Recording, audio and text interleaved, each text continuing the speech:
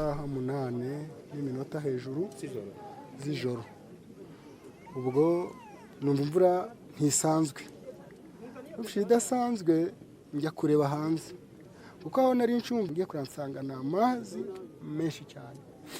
Nasubiye mu nzu ndamubwira nti rero madamu ni rero twatewe, none mbabarira ntugire icyo ureba aho bira no mu nzu, ahubwo umwana bitamufata mushyira mu mugongo, nawe afata bira n'igitabo cy'indirimbo, hanyuma turasohoka. Dusohotse dusanga amazi yadutangiriye, ndabwira reka dusubira mu nzu njya guca hejuru, maze kuhaca hejuru kuko imbere yaho nari ncumbitse hari igiti, ngira ngo wenda nkisimbukireho wenda ngwe hirya y'amazi, nsanga nta tabiri hari. Nsanze nta tabiri hari rero nasubiye hasi mu nzu. Ubwo umwana nari namwuriye hejuru, mufite umugore ari hasi mu mazi. Ndamubwira turamanuka twongera kujya ku muryango. Tuhageze yari afite agatelefone gato ariko acanye gutya, nanjye mfite agataci nari mfite, ahubwo amareza yahise acika ko umuriro waragiye n'amareza ahita acika. Ubwo ngubwo amaze gucika, abaturanyi bo hirya baratubonye, bazana igiti ngo nibura tugifateho. Nifasheho umupapa wari ugifite, wari wamanutse no hepfo mu mazi, umuvumbura ankubita agira ngo nawe aragiye, agira ubwo bahita kirekura. Amaze kukirekura, ubwo nanjye ako kanya nari maze nk'ugiye kugenda, umugore wanjye arambwira papa Dawidi wigenda, nsubira inyuma. Ndamubwira nti rero urabona ko ubutabazi bwanze, none ngwino twegerane hano dutegereze icyo Imana iri bukore.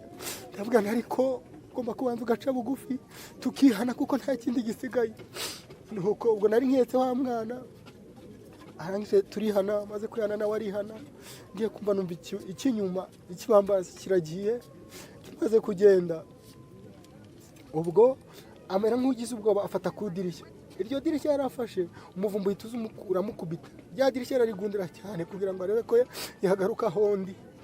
Biranga, idirishya ubwo naryo rivamo riramusanganira, abagiye gutyo. Mu gihe nk'ibitekereza numvisha amazi azahita anyora, ankubita hasi n'umwana.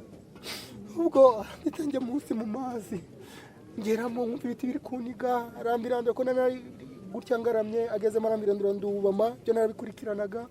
Noneho maze kubama agezeho imbere, arongera arangarura gutya, anshinze gutya, mpagaze mbita mbona ikirere hejuru, bita mfata insina. Iyo nsina nyifashe nk'ariyo yandokoye, narayifashe maze kuyifata numva umwana ararereta mu maguru, ku mugongo, amaguru ariyo yafashwe muri bya bindi nari nahetse. Nahise mufata mbita mucurika kugira ngo atamira ayo mazi. Murabizi ko bitabaye muri Rubavu gusa, byabaye mu turere twinshi cyane. Muri aka kanya mbavugisha abo tumaze kumenya twabuze, twatakaje Abanyarwanda 130. Hari aba hano muri Rubavu, hari abo muri Burera, hari abo muri Ngororero, hari abo muri Karongi, ni henshi cyane.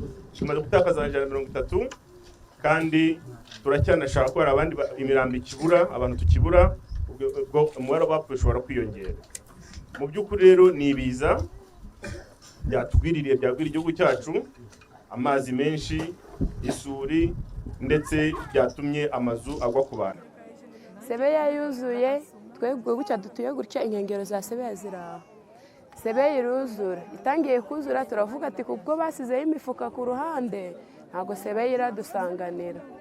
Twinjiye mu nzu, dusohotse hanze dusanga cya kiraro cyavuyeho. Kiraro kivuyeho turavuga ati noneho turashize, turasohoka. Ubwo ngewe mu nzu harimo abana, abandi basohotse, harimo uyu n'undi mutoya, twari turimo turi batatu. Ubwo naho byagize nyuma, tubona saa 9 zirageze, kubera ko iryo joro wari uri kubona ritari no gutya, ntabwo ryari riri gucya, ijoro ry'umubabaro ntabwo ricyaga. Imvura iragwa, Sebeya iruzura, ubwo twe tunaraho mu nzu turi gutabaza, abandi bari hanze bari gutabaza. Ubwo tubona umuturanyi wo duturanye, inzu iraguye, natwe turi umwe, amanegisi yaguye. Ubwo niho byagize nyuma, tubone ijoro rirakeye, rikimara gucya, mfata inyundo, nzenya giriyaje yari iri mu nzu, abana mbakuramo mbashyira hanze. Ubwo ngibashyira hanze, twambuka kuri ya mifuka yo bakikije Sebeya. Ko twe twari turi hagati gutya, amazi araha nandi araha. Ubwo niho byageze nyuma, Sebeya iragabanyuka gato, abantu baraza baratwambutsa, ariko ibintu byose byaraguye, inzu yose ihirima hasi. Ubwo gutya twaraye hara ku rusengero rw'abadive, niho twaraye, ubwo n'ubu niho tugiye kugenda twongere ducumbike. Ahantu bahungiye bava mu mazu yabo, bisaba ngo tubafashe, twahemo turindire ko umucyo waboneka. Ndagira ngo nongere gushimira ababigizemo gutabara vuba, cyane cyane bw'abaturage mwatabe bagenzi banyu, ariko mbabwira ko na leta itari kure. Naje bazaniye ubutumwa bwanjye kwa Perezida wa Repubulika, ejo mwabonye ko yabandikiye ababwira ko rwose ari kumwe namwe, ariko uyu munsi yantumye ngo niyizire muhagararire mbabwire ko turi kumwe none mutureba aha ngaha, twaje kubafata mu mugongo. Perezida wa Repubulika yantumye ngo mukomeze mwihangane, kandi leta irabafasha uko ishoboye kose. Turanyuma dukomeze ubuzima.